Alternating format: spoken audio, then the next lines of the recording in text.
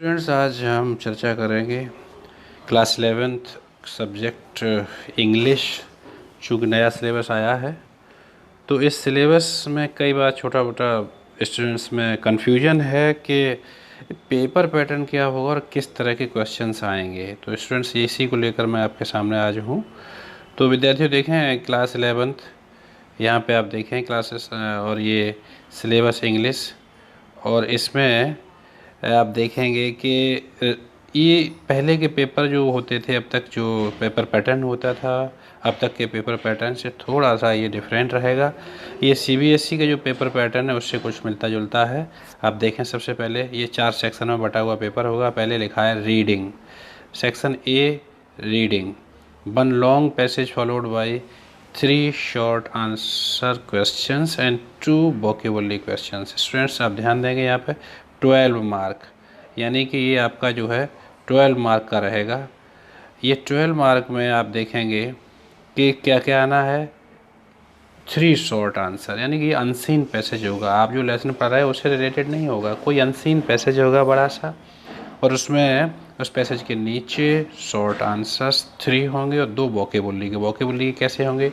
एक क्वेश्चन इस तरह से दिया जाएगा, मान लो आपसे कहा जाएगा कि find out the similar word of the following from the passage, यानी कि कोई एक शब्द दिया जाएगा, उसमें से उसका सिमिलर वर्ड पूछा जाएगा, या कोई शब्द दे करके कहा जाएगा कि find out the opposite of this word from the passage, यानी अपोजिट है, सिमिलर है, इस तरह से, या 1 वर्ड से रिलेटेड भी पूछा जा सकता है कि ये जो है पूरा लाइन है, इसका एक 1 वर्ड आपको पैसेज में मिलेगा, ढूंढ के लिखिए।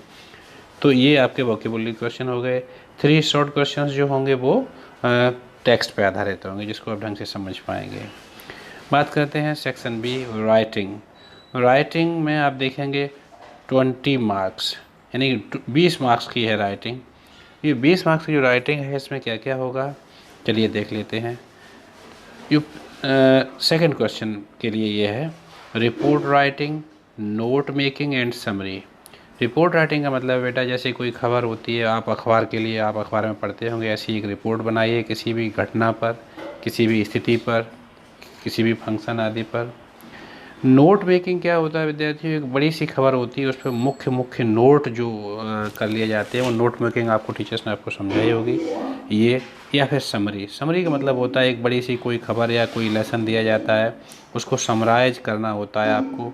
समराइज मीन्स जो है उसको लगभग 1/3 करना होता है, उसके मेन पार्ट्स को लिखना होता है। नोट मेकिंग से समरी इस तरह से डिफरेंट है, नोट मेकिंग में मेन पॉइंट्स लिए जाते हैं और समरी में पूरे जो भी पैसेज होता है उसको छोटा करके मुख्य पॉइंट उसमें समाहित कर दिए जाते हैं। ये 5 मार्क्स का होगा। ऐसे और आर्टिकल, ये तीसरा क्वेश्चन जो पेपर में होगा, ये 10 मार्क्स का रहेगा। ऐसे राइटिंग अभी था। उसके बाद जो है letter to the editor, business letter और कंप्लेंट लेटर, यानी कि ये तीनों ही लेटर का मतलब क्या हो गया, फॉर्मल, इनफॉर्मल और बिजनेस लेटर्स जो होंगे। कंप्लेंट में मोस्टली आप जानते हैं एप्लीकेशन टाइप होते हैं, बिजनेस लेटर बिजनेस संबंधी हैं, और लेटर टू द एडिटर, ये एडिटर यानी कि आप अखबार के एडिटर को कोई खबर वगैरह लिख रहे हैं उससे रिलेटेड है, ठीक है। सेक्शन सी में चलते हैं, जहाँ ग्रामर। ग्रामर के लिए आप समझने की कोशिश करिए।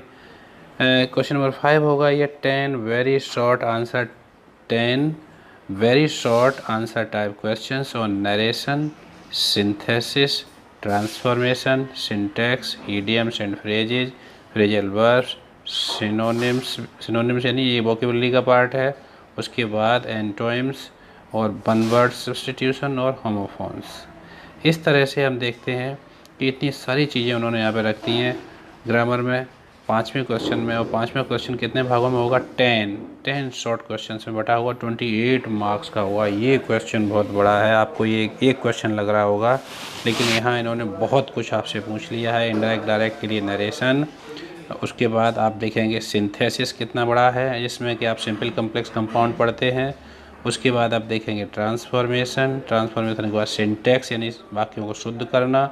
उसके बाद ईडियम्स, फिर फ्रेजेज, फ्रेजल या फ्रेजल वर्ब्स यानी कि idioms, phrases, synonyms, antonyms, one word substitution, हम यानी कि जो इससे पहले आपका ग्रामर में या वोकेबुलरी में पूछा जाता था, लगभग ये वही है, लेकिन बस पेपर पैटर्न में थोड़ा डिफरेंट आएगा। 28 मार्क्स में ये सब चीज़ें आएंगी, इस पर बेसिस मेहनत करनी होगी आपको। इसी ग्रामर में जो 6th क्वेश्चन होगा वो है translate from Hindi to English, यानी कि इसका ट्रांसलेशन जो होगा वो हिंदी टू इंग्लिश जो पिछली बार भी था वो इस बार भी है, और इसके मार्क्स हैं 8। ठीक है, तो यानी कि पूरा ग्रामर 28 का था। ये 10 क्वेश्चंस जो शॉर्ट वाले हैं ग्रामर के, 5वें क्वेश्चन में ये 20 को हो जाएंगे, 2 मार्क्स ईच, और ये 8 मार्क्स का रहेगा। क्या रहेगा? Translation from Hindi to English. ठीक है, इसके बाद ये सी सेक्शन यानी कि पेपर का तीसरा सेक्शन था। चौथा सेक्शन है लिटरेचर। लिटरेचर बच्चों के लिए थोड़ा सा इस बार टफ या कठिन हो रहा है। क्यों? कि इससे पहले जो बुक चलती थी वो उसकी बजाय अब सीरीज सीबीएसई की एनसीईआरटी की जो बुक जो सीबीएसई बोर्ड के विद्यालयों में चल रही है सेम वही आ चुकी है। तो ये आप जानते हैं हॉर्नबिल पहले टेक्स्ट बुक है, उसके बाद है स्नैपशॉट्स। तो हॉर्नबिल से आखिर क्या आएगा? क्वेश्चन नंबर 7 है 1 long answer type question. Long answer type question 7 marks का होगा। लॉन्ग आंसर टाइप क्वेश्चन इस तरह से आप समझ सकते हैं जैसे आपने पहला पार्ट पढ़ा है the portrait of A lady. ठीक है, हॉर्नबिल से पढ़ा है आपने। अब इसमें ऐसे पूछा जा सकता है the 3 phases of the author's relationship with his grandmother before he left the country to study abroad. इस तरह से हो सकता है, या 3 way in which the author's grandmother spent her days after he grew up. इस तरह से आप देखेंगे ये लॉन्ग आंसर आपको लेसन को आपकी जो अंडरस्टैंडिंग है उसके लिए ये लॉन्ग आंसर रहेगा। आप इसमें जो है इसमें ये तो नहीं लिखा है कितने वर्ड, लगभग आपको 150-200 शब्द में इसको कवर अप करना होगा। लिटरेचर के इस पोर्शन में क्वेश्चन नंबर 8 जो होगा उसमें 2 शॉर्ट टाइप क्वेश्चंस हैं, शॉर्ट आंसर टाइप क्वेश्चन है, 4 मार्क्स ईच, यानी कि 4 + 4 यानी 8 मार्क्स के रहेंगे। इस तरह से हॉर्नबिल में आप देखते हैं कि जो प्रोज है वो 15 मार्क्स की है। तो इसमें आप शॉर्ट आंसर टाइप भी टेक्स्ट में उसी तरह से होंगे, छोटे से मतलब आपको लगभग 25-30 शब्दों में इसका आंसर आपको देना होगा। पोइट्री में आते हैं। पोइट्री सेक्शन आप देखते हैं हॉर्नबिल में जो उसके जो प्रोज के लेसन उनके बीच बीच में पोइट्री भी है। तो पोइट्री में क्या है कि जैसे आप 10th क्लास को आपको ध्यान होगा, आपको एक स्टंजा दिया जाता था और स्टंजा के नीचे क्वेश्चंस आते थे। तो यहाँ पे ये वही लिखा है कि 3 short answer type questions based on A given poetry extract, उससे है ये। तो इसी कितने मार्क्स के होंगे? 2 × 3 यानी 6 मार्क्स के होंगे। यानी एक स्टंजा अगर कोई दिया है उस पर 3 क्वेश्चंस पूछे जा रहे हैं तो वो आपको 6 मार्क्स के हो जाएंगे। और यहाँ पे 10th क्वेश्चन होगा सेंट्रल आइडिया का। तो जो पोएम आप पढ़ रहे हैं उनका सेंट्रल आइडिया आपको ज़रूर समझना होगा, क्योंकि सेंट्रल आइडिया आपका 4 मार्क्स का आना है। ठीक है, तो इस तरह से पोएम को ढंग से समझना होगा आपको। इसके बाद जो आती है इसमें दूसरी किताब जो रैपिड रीडिंग के लिए है, शॉर्ट स्टोरी के लिए है, वो है सप्लीमेंट्री रीडर। सप्लीमेंट्री रीडर में हम देखते हैं 11वां क्वेश्चन ये होगा इस पेपर का 1 लॉन्ग आंसर टाइप क्वेश्चन। जैसे सप्लीमेंट्री रीडर में आपके यहाँ स्नैपशॉट नाम से बुक आई है। पहला लेसन है जैसे the summer of the beautiful white horse. इस तरह का ये जो लेसन है इसमें हम देखते हैं इस लेसन में क्या है। इसमें एक कहानी 2 गरीब अर्मीनिया एक देश है, वहाँ के लड़कों की है जो ऐसे कबीले से संबंध रखते हैं, यहाँ विश्वास और ईमानदारी अभी तक वहाँ की विशेषता के रूप में है। उनकी एक कहानी है। इस कहानी में ये हम देखते हैं कि 1 लॉन्ग आंसर यहाँ भी है, ये 7 मार्क्स का है। ये 1 लॉन्ग आंसर जो रहेगा वो 7 मार्क्स का रहेगा। उसके बाद शॉर्ट आंसर 2 होंगे, वो 4 + 4 यानी 8 मार्क्स के रहेंगे। आप देखिए शॉर्ट आंसर टाइप क्वेश्चंस ये 4 + 8 मार्क्स यानी कि 15 मार्क्स की सप्लीमेंट्री रीडर भी है। आप देखेंगे यहाँ पे बेटा 15 मार्क्स का क्या है? प्रोज। और ये 6 और 4 10 मार्क्स की क्या है? पोइट्री। और स्नैपशॉट 15 मार्क्स। इस तरह से लिटरेचर को बहुत वेटेज दिया गया है, यानी कि आप ये देखेंगे लगभग 40 मार्क्स दिए गए हैं लिटरेचर को। लिटरेचर में आपको ठीक से मेहनत करनी होगी। ठीक है, इस तरह से है।